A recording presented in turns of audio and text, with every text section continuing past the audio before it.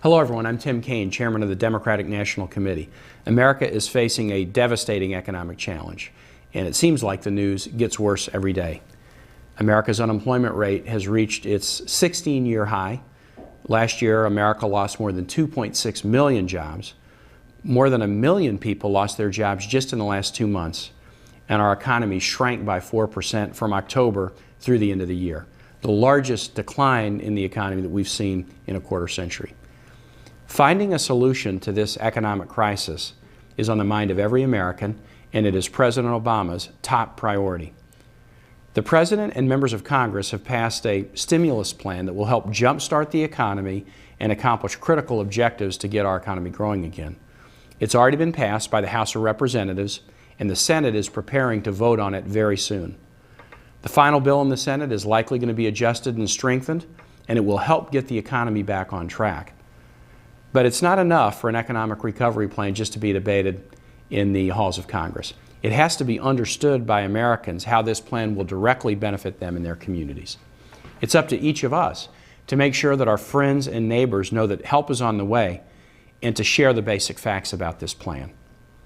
The number one priority of the President's economic recovery plan is to get Americans back to work. The plan will boost employment by saving or creating more than 3 million jobs nationally. One thing that we've learned from past economic crises is that you've got to act quickly to prevent further declines. That's why more than 75% of the money allocated in this stimulus plan will be invested in the first 2 years to stimulate growth in the American economy. The money will be spent on immediate investments in infrastructure projects, the repair of roads and bridges, doubling the production of alternative energy, improving the energy efficiency of homes and buildings, rehabilitation of our schools, computerizing medical records, and investing in broadband so that we can use that as a greater platform for economic success. These are investments that will put people to work right away, but will also fuel economic growth by building a solid foundation for greater economic success.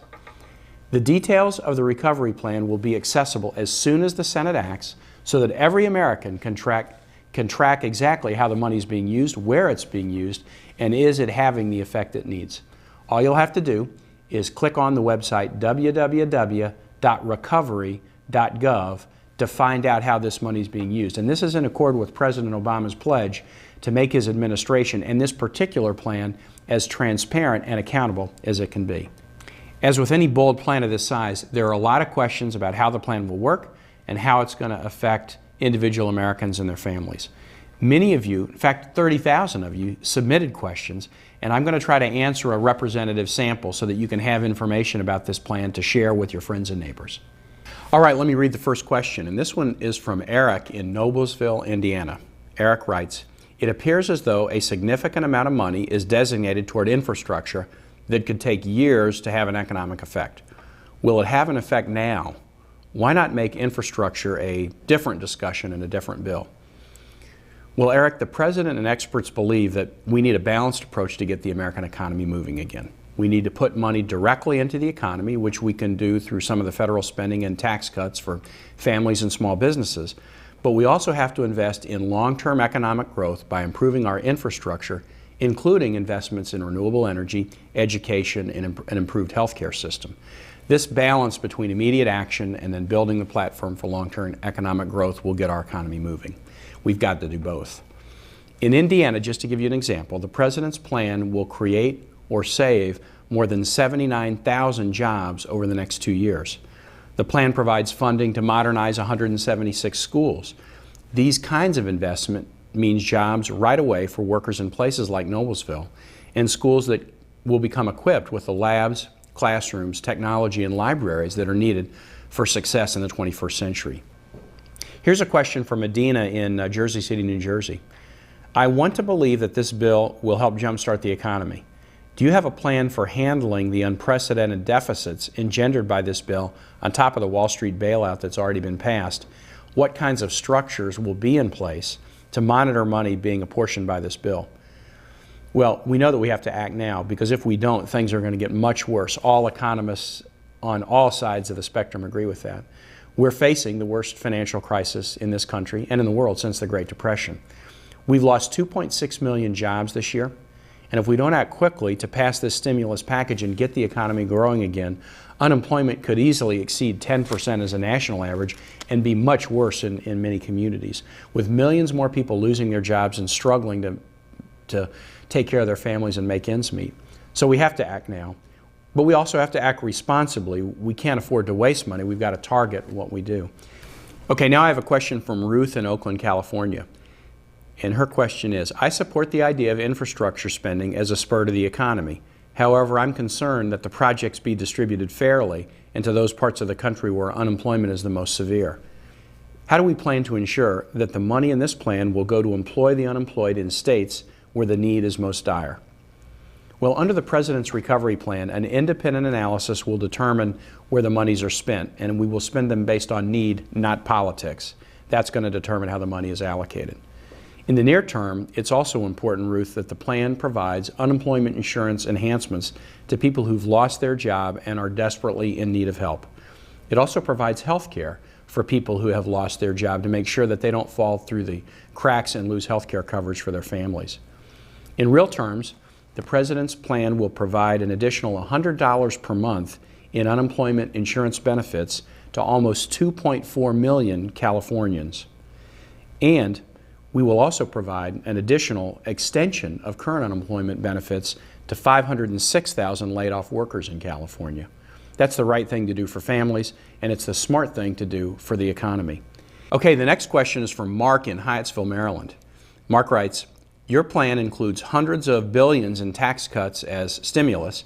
How is it different from trickle-down theory beloved by the super wealthy and the supply-siders but widely discredited and derided as voodoo economics years ago? Well, let me make it clear right from the start. The President's plan is not a top-down approach because we've had enough of that, we've tried it, and it hasn't worked.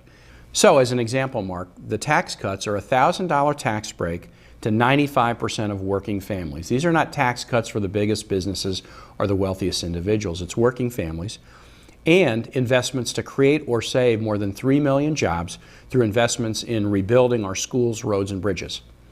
Just in Maryland, more than 2.2 million Marylanders and their families will get a tax cut, and more than 53,000 will be able to use the new American Opportunity Tax Credit, which is a tax credit to help people afford college better, significantly up to $2,500 tax credit a year for 2 years to help with college affordability. These are real tax breaks for working people that put money directly into their pocket so they can pay bills, pay tuitions, save, spend, and put food on the table. All right, let me now answer a question that was sent to us by Louise in New York City. I'm troubled by the shortage of money for infrastructure projects. I thought it was the cornerstone of the stimulus plan. Now it's less than half the size of the tax cuts. I don't think we should compromise so much with the Republicans when the stakes are so high. How are we going to address this issue? Well, Louise, the stakes are high. In fact, they're too high to play partisan games. So from day one, during the campaign and especially since inauguration, the President has made it plain that he wants to work in a bipartisan way to get this economy moving again. And we are asking those in all political parties and of all political backgrounds to come together and support the urgent passage of this plan. The President's made good on his promise. He's reached out to Republicans. He's reached out to all across this country in the development of the plan. Now, on the tax cut side, it's important to remember that the tax cut portion of this plan is not tax cuts for the wealthiest individuals or the biggest businesses. It's tax cuts that are geared specifically at working middle-income families. All right, here's a question from Jeffrey in Asheville, North Carolina. How exactly will the recovery plan work in regards to creating new job possibilities? Will there be incentives for companies to hire new employees, or will it mainly be government jobs? And if they're government jobs, how will people find out about available opportunities? Well, most of the money that's being invested in this plan will get out the door immediately and go directly to creating or saving 3 million jobs nationally, including more than 110,000 jobs in North Carolina. 90% of the jobs are in the private sector because the President understands that the private sector is the engine of American economy, and in particular, tax cuts in this plan target small businesses because that's really where the most job growth occurs. The public sector funding in the plan is important. 90% of the jobs are in the private sector, but there are key public sector investments so that we can hire and train teachers, firefighters, and police officers in our communities to do the work that we need to educate our kids and keep us safe. All right, let me take a question now from Anita in Odessa, Missouri. What's the plan going to do for those out of work or underemployed people in rural areas? Some people can't drive 25 or more miles to a metropolitan area to find a job. Some may be older, unskilled laborers who some deem unemployable. Well, first, to help people through no fault of their own who've lost jobs in this tough economy, the plan provides unemployment insurance enhancements to people who've lost jobs and are in desperate need of help. The plan offers an additional $100 per month in unemployment insurance benefits to 326,000 workers in Missouri and extends existing unemployment benefits to another 48,000 workers. The President's plan also recognizes the need to ensure that businesses in our rural communities are competitive for years to come. A key piece of the plan talks about investing in telecommunications, broadband, and internet access throughout rural America. And that will be very important to being able to create new jobs and then keep great talent in the rural communities so that they can be successful. All right, here's the last question from Sarah in Ferndale, Michigan. Once finalized, how is the money allocated and what will the oversight consist of? What are your exact plans to show transparency? Well, as I know you know from the campaign, accountability and transparency are core values of the Obama administration. The President has worked very hard, and he's going to continue to work hard with Congress to make sure that these investments are directly targeted to measures that are needed to get our economy growing again and make the long-term investments to keep our economy strong. In fact, the best transparency and accountability is that which you, the American public, can give. The plan details and how the money is being spent will be posted on a website, www.recovery.gov. That will go live as soon as the Senate has passed this bill so that you can see the details of how the money is being spent, where it's being spent, and whether it's on track to accomplish its objectives.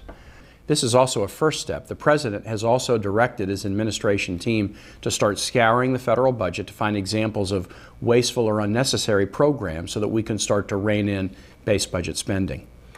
Well, let me say thanks to you who submitted questions and who participated in this discussion. A very special thanks to those of you who organized house parties in your neighborhood and communities to bring your fellow citizens together so you could learn and then debate and then advocate for the stimulus plan. President Obama knows that the solutions to the challenges aren't all in D.C. They're in our communities and neighborhoods across America, and we have to have people in the communities and neighborhoods who go to bat for this plan and make sure and stress how urgent it is that we pass it. It will be your hard work and your pursuit of the American dream that will turn this economy around. Please visit www.barackobama.com to learn more about this stimulus plan and how you can get involved in turning our nation's economy around. Thanks very much.